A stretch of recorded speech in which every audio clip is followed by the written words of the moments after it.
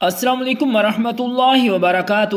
ناظرین کرام، آج کی اس ویڈیو میں آپ کو تہجد کی نماز ادا کرنے کا طریقہ سمجھانے جا رہا ہوں کہ اس نماز کی نیت کیسے کریں گے، کتنی رکعتیں پڑھیں گے، اس میں کون سی صورتیں پڑھی جاتی ہیں اور اس کا وقت کب شروع ہوتا ہے اور کب ختم ہوتا ہے۔ تو ناظرین کرام، یاد رکھیے گا کہ یہ نماز اللہ رب العزت کو بہت زیادہ پسند ہے۔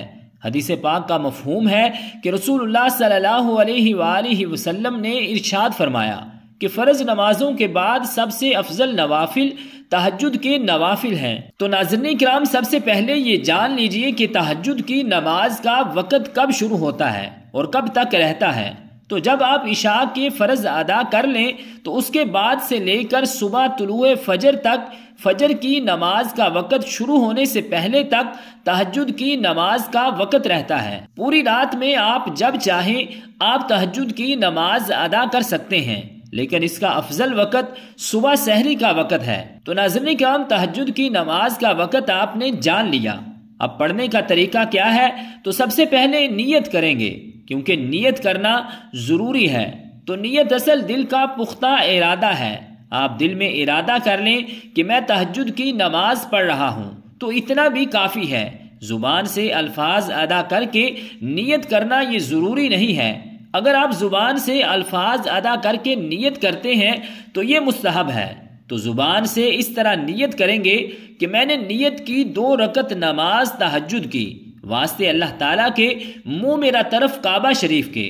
تو اس طرح نیت کر کے نماز شروع کریں گے۔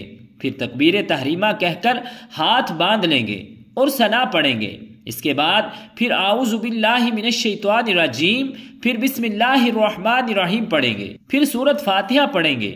اس کے بعد پھر کوئی سورت ملائیں گے۔ اب یہاں پر بہت سارے لوگ کنفیوز ہوتے ہیں کہ صورتیں اس میں کوئی خاص پڑھی جاتی ہیں۔ تو اس اپنی غلط فہمی کو دور کر لیں کہ تہجد کی نماز میں کوئی خاص صورتیں پڑھنے کا حکم نہیں ہے۔ جو بھی آپ کو قرآن مجید کا حصہ یاد ہے وہ آپ تلاوت کر سکتے ہیں۔ فرض کریں کہ آپ کو سورہ اخلاص یاد ہے تو آپ اسی کی تلاوت کر لیں۔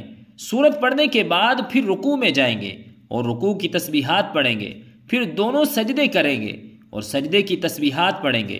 تو اس طرح 1 رکعت مکمل ہو جائے گی۔ اور پھر جب دوسری رکعت کے لیے کھڑے ہوں گے تو سب سے پہلے بسم اللہ الرحمن الرحیم پڑھیں گے، پھر سورۃ فاتحہ پڑھیں گے اور پھر کوئی سورت ملائیں گے۔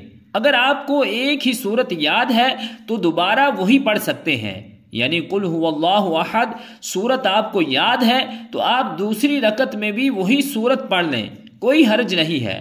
اس کے بعد پھر رکوع کریں گے اور پھر دونوں سجدے کریں گے۔ اس کے بعد قعدہ بیٹھیں گے، اس میں تشہد، درود اور دعا پڑھ کر سلام پھیر دیں گے۔ تو اس طریقے سے آپ 2 رکعت، 4 رکعت، 6 یا 8 یا 10 یا 12 جتنی رکعتیں آپ پڑھنا چاہیں تہجد کی پڑھ سکتے ہیں، یعنی کم از کم 2 اور زیادہ سے زیادہ 12 رکعتیں ہیں۔ تو یہ تہجد کی نماز ادا کرنے کا بالکل آسان طریقہ ہے۔ رب ذوالجلال کی بارگاہ اقدس میں دعا ہے کہ خالق کائنات ہمیں عمل کی توفیق اور ہمت عطا فرمائے۔ آمین بجاہ النبی الکریم الامین۔